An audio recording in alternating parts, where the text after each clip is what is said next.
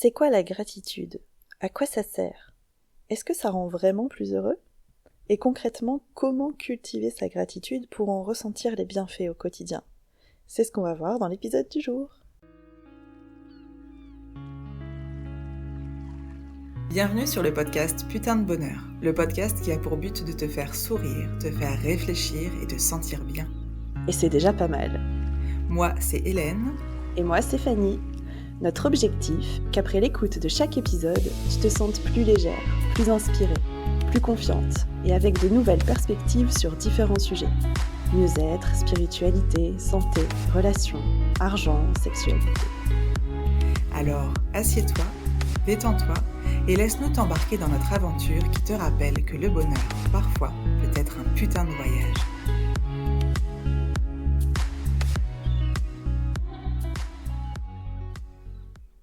Bonjour, j'espère que tu vas bien. Aujourd'hui, c'est moi, Fanny, qui prend le micro pour te parler d'un sujet que j'ai déjà abordé dans l'épisode 4, dans lequel je parlais des 5 piliers de la psychologie positive. Ce sujet, c'est la gratitude. Ce concept, il peut vraiment, et j'en suis convaincue, éclairer nos journées, et peut-être même avoir le pouvoir de transformer nos vies, dans le sens où on va venir travailler un des filtres à travers lequel on voit le monde qui nous entoure.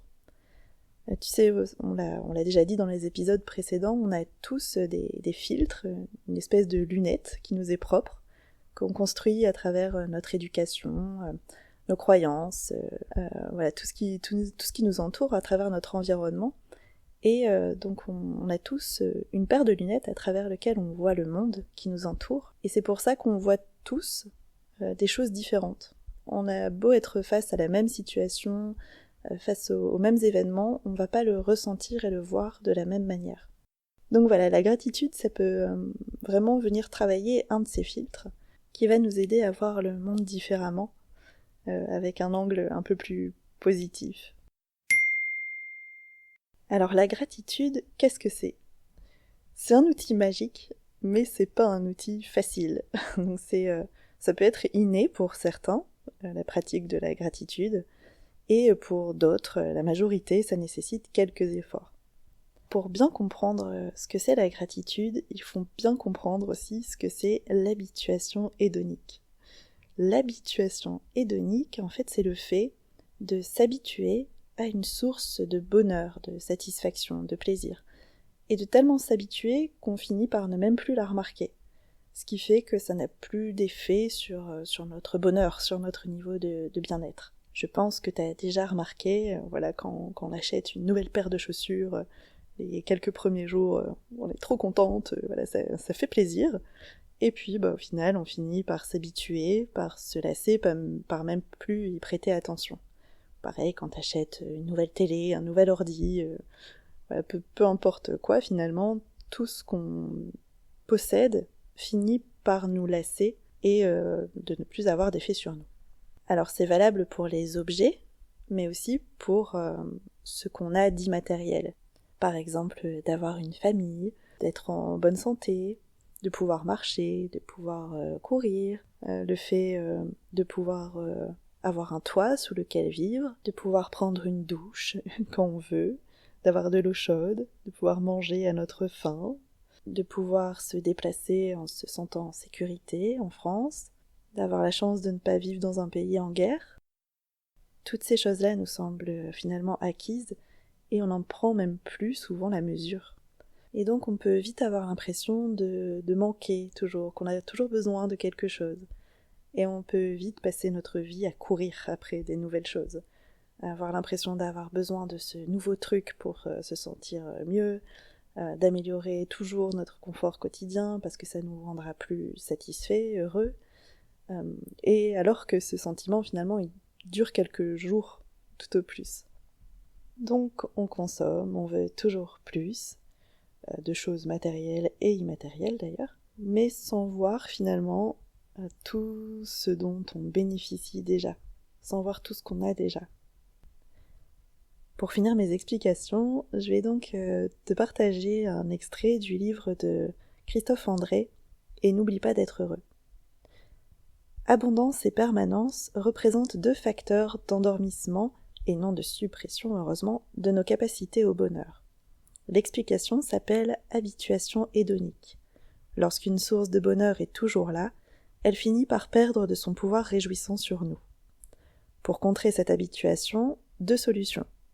L'adversité, qui nous rappelle la valeur du bonheur, ou la prise de conscience, qui nous pousse à garder les yeux ouverts même quand tout va bien. Si nous étions des sages, la seconde nous suffirait pour savourer nos bonheurs simples. Mais souvent, c'est la première qui nous ouvre les yeux de force. Voilà, je trouvais que cet extrait résumait bien ce que c'était l'habituation hédonique et l'importance de cultiver sa gratitude. Le fait de prendre conscience de ces choses qui nous satisfont au quotidien, satisfont. Le fait de prendre conscience de ce qui va bien pour nous, et donc de cultiver sa gratitude, d'en être reconnaissant tous les jours, quel impact ça peut avoir sur nous? Le premier impact, c'est sur notre bien-être mental, évidemment. Plus on met notre focus sur ce qu'on a bien fait, sur ce qui va bien, sur ce qui s'est bien passé, plus on accorde de l'importance au chemin déjà parcouru, plus on va réussir à lâcher un peu la pression des objectifs, des injonctions qu'on se fixe à longueur de temps. Ça va nous permettre de mieux réaliser nos succès, même les tout petits, et de mieux les célébrer. Donc d'être moins stressé, et donc de se sentir mieux.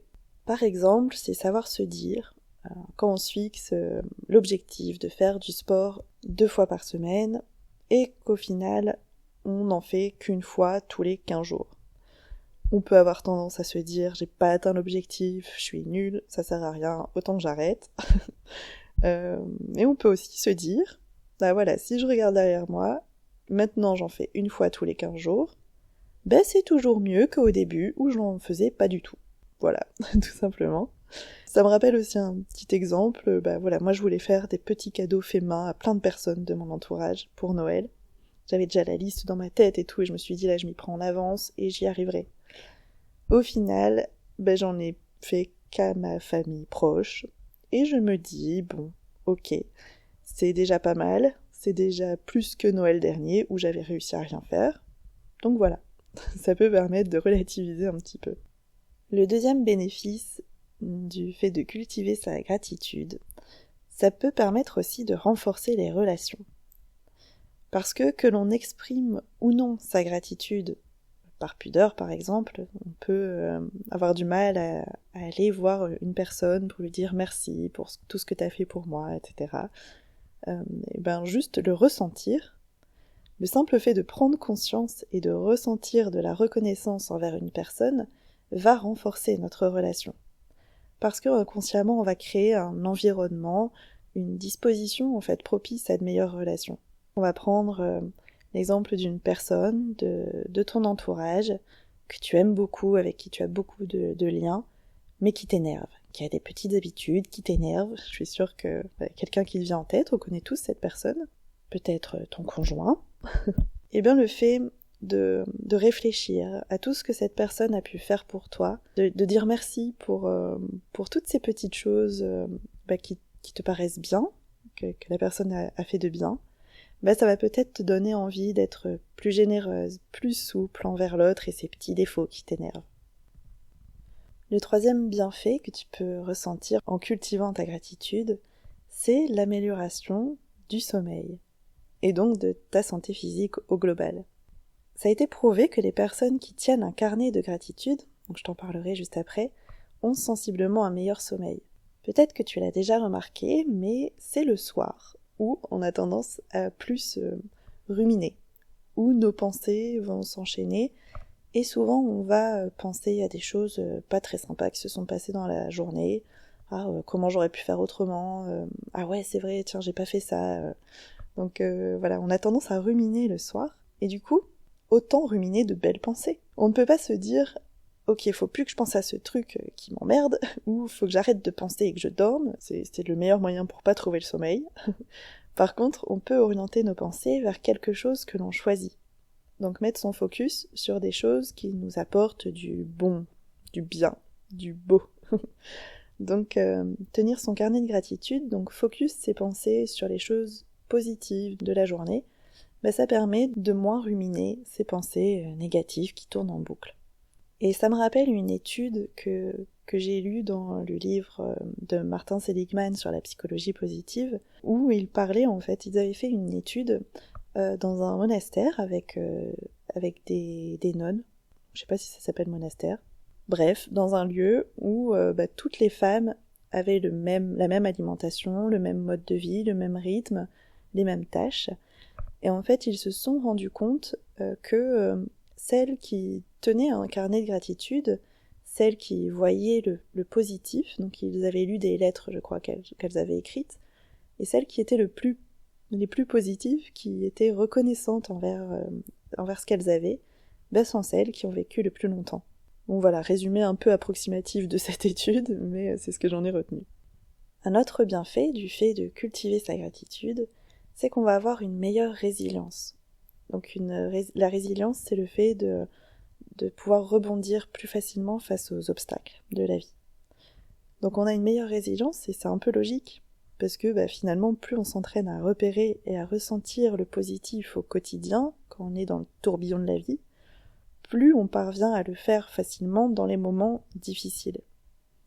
Donc en accordant autant d'importance finalement aux choses qui vont bien que aux choses qui vont moins bien. C'est un peu équilibrer la balance. Donc voilà un petit peu tous les bienfaits que tu peux ressentir en pratiquant la gratitude. Et on comprend mieux évidemment le lien avec le bonheur. On parvient plus facilement à ressentir ce sentiment de satisfaction de sa vie. Je suis sûre que maintenant tu as envie de cultiver ta gratitude et que tu te demandes mais comment je fais pour cultiver ma gratitude?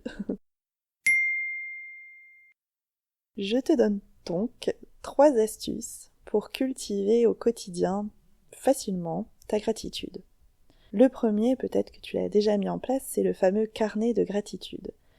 Et c'est très utile au moins pour le début, pour prendre l'habitude d'y penser et de se poser, de poser son attention sur les choses positives de la journée. En fait, c'est tout simplement prendre un beau petit carnet, le mettre à côté de ta table de chevet, et tous les soirs, au moment du coucher, de noter les 3 gratitudes du jour.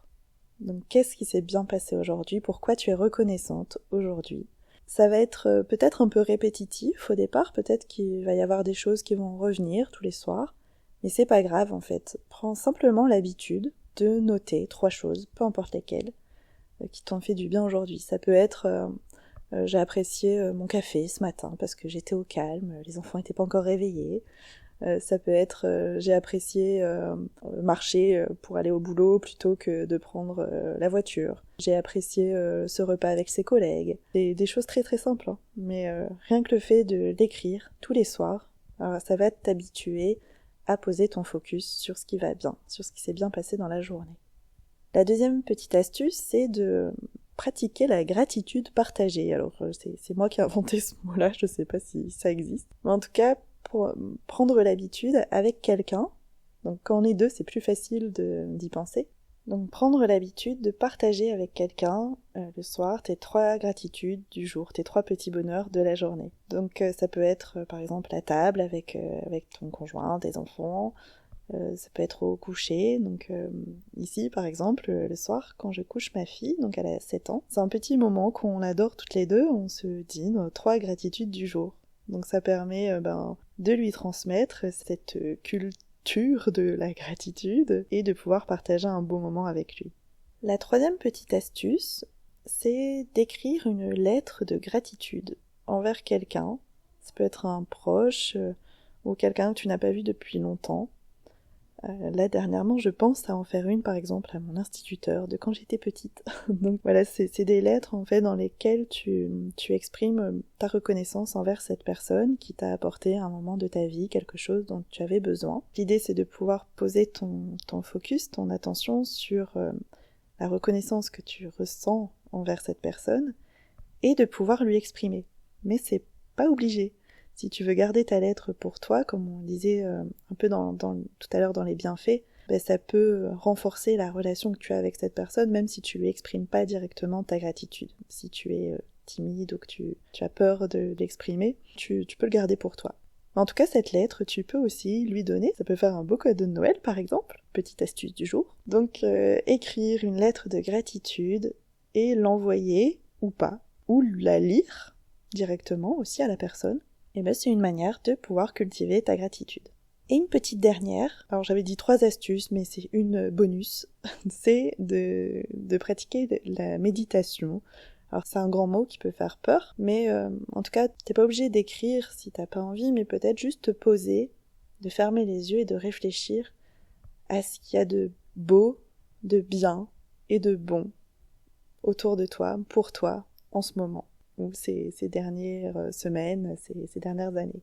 Si c'est un petit peu compliqué pour toi, mais que tu as envie de tester cette méditation de la gratitude, eh bien rejoins-moi dans le prochain épisode parce que je vais te proposer cet exercice. Donc je te proposerai un temps guidé dans lequel je t'inviterai à pratiquer, à cultiver ta gratitude.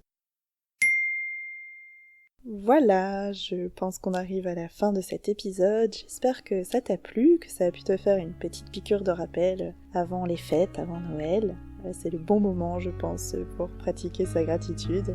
N'hésite pas à me dire sur les réseaux ou par mail à l'adresse putindebonheur@gmail.com. N'hésite pas à me faire un retour, je suis toujours contente d'en avoir. Je te dis à la semaine prochaine. Si la méditation de la gratitude t'intéresse, je te fais des gros bisous et à bientôt. Alors ma chérie, c'était quoi tes 3 petits bonheurs du jour? Aller se promener dans la forêt, manger au restaurant et jouer aux jeux vidéo avec mon papa. Super!